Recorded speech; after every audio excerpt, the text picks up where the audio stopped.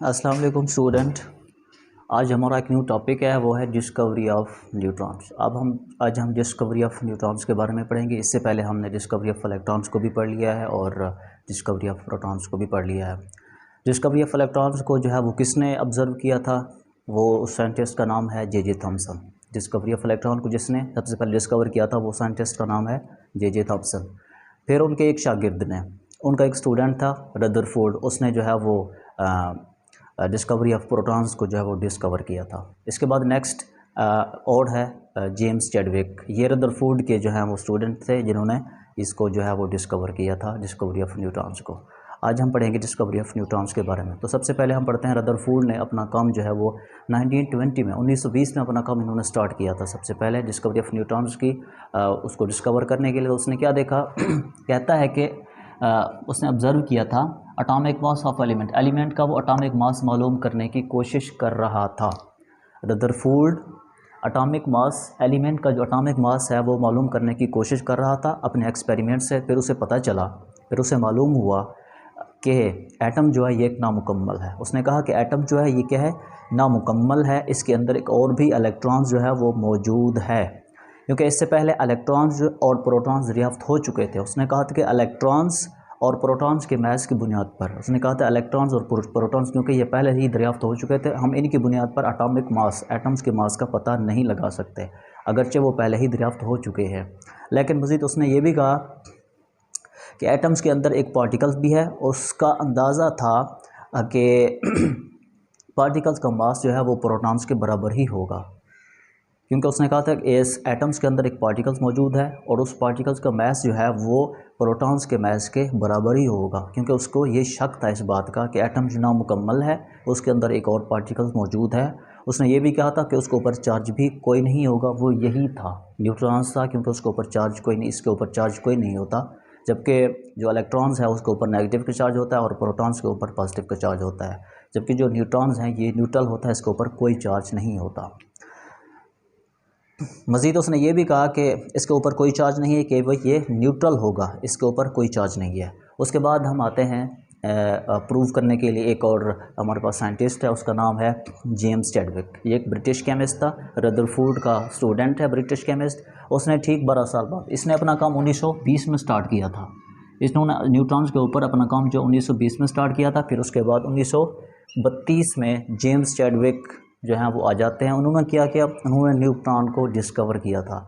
ये MCQs point है, exam में पूछ सकता है कि न्यूट्रॉन को डिस्कवर करने के लिए किस साइंटिस्ट ने अपना काम स्टार्ट किया था, शुरू किया था, कब किया था। तो आप लिख सकते हैं 1932 में जेम्स चैडविक ने न्यूट्रॉन्स को डिस्कवर किया था।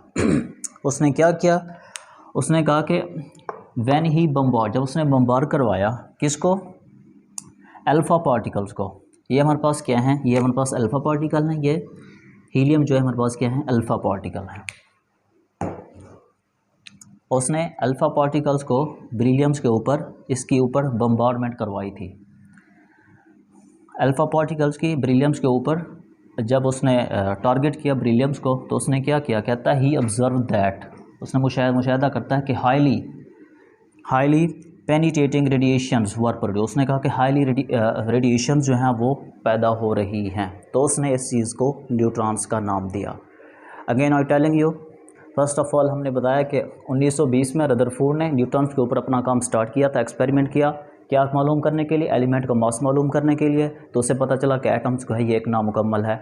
उसने ये भी कहा कि एटम्स के अंदर एक और पार्टिकल्स मौजूद है, लेकिन इससे पहले इलेक्ट्रॉन्स और प्रोटॉन्स जो हैं वो दरियाफ्त हो चुके थे। उसने कहा था हम उसकी बुनियाद पर भी हम एटम का मास मालूम नहीं कर सकते, क्योंकि वो एटम का मास मालूम करना चाहता था, लेकिन उसने जो एटम का मास जो है वो मालूम नहीं कर सका था। मज़ीद उसने ये भी कहा कि इलेक्ट्रॉन्स और प्रोटॉन्स की बुनियाद पर हम एटम का मास मालूम नहीं कर सकते, लेकिन उसने ये कहा था कि एटम्स के अंदर एक और पार्टिकल्स मौजूद है और उस पार्टिकल्स का मास जो है वो प्रोटॉन्स के मास के बराबर होगा। तो इसके बाद एक और साइंटिस्ट था जेम्स चैडविक, ये ब्रिटिश केमिस्ट है।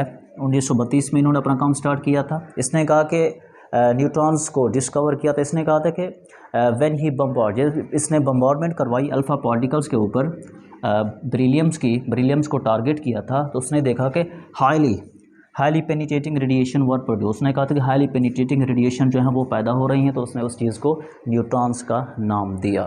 कैसे जो है वो इसकी केमिकल रिप्रेजेंटेशन क्या है, जैसे यहाँ पर है हमारे पास बेरिलियम है 94 प्लस हीलियम है, इसको हम अल्फ़ा पार्टिकल भी कहते हैं। इसके बाद हमारे पास नेक्स्ट है कार्बन 12 6 प्लस एन जो है ये ही न्यूट्रॉन्स को शो कर रहा है। इसने ये अल्फ़ा पार्टिकल है, इसने बेरिलियम्स के ऊपर जो है वो अटैक किया, टारगेट किया, हमारे पास ये कार्बन बन जाती है, फिर हमारे पास जो है वो एन है, ये एन जो है ये न्यूट्रॉन्स को शो कर रहा है। तो ये था जेम्स चैडविक। इसके बाद इसकी कुछ प्रॉपर्टीज़ है। डिस्कवरी ऑफ न्यूट्रॉन्स की प्रॉपर्टीज़, क्योंकि ये न्यूट्रल है तो हम लिख सकते हैं इजीली कि इसके ऊपर कोई चार्ज नहीं होता। तो फर्स्ट जो इसकी प्रॉपर्टीज़ है वो ये है,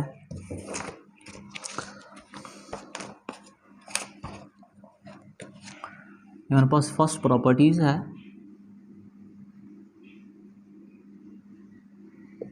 किसकी, न्यूट्रॉन्स की। फर्स्ट कहता है कि neutrons carry no oxygen, neutrons carry no charge, क्योंकि कहता है इसके ऊपर कोई चार्ज नहीं होता, ये न्यूट्रल होता है। जबकि इससे पहले हम इलेक्ट्रॉन्स में पढ़ा था, इलेक्ट्रॉन्स के ऊपर जो है वो नेगेटिव का चार्ज होता है, जबकि प्रोटॉन्स के ऊपर जो है वो पॉजिटिव का चार्ज होता है। जबकि जो हमारे पास न्यूट्रॉन है इसके ऊपर कोई चार्ज नहीं होता, ये न्यूट्रल होता है। ये हमारे पास फर्स्ट है उसकी प्रॉपर्टीज़। नेक्स्ट हमारे पास जो प्रॉपर्टीज़ है इसकी वो है, कहता है दे आर हाईली पेनिट्रेटिंग, दे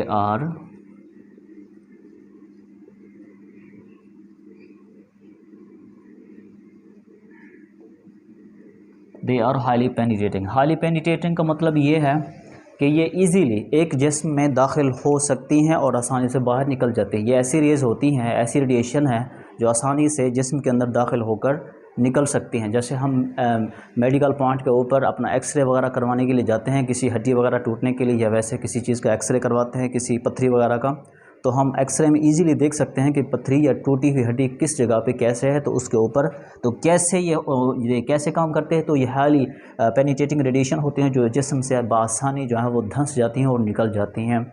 इसको कहते हैं हाईली पेनिट्रेटिंग रेडिएशन। ये इसकी एक जो है वो खसूसियत है, प्रॉपर्टीज़ है। इसकी जो थर्ड प्रॉपर्टीज़ है वो ये है, कहता है कि mass of these particles were nearly, कहता है मास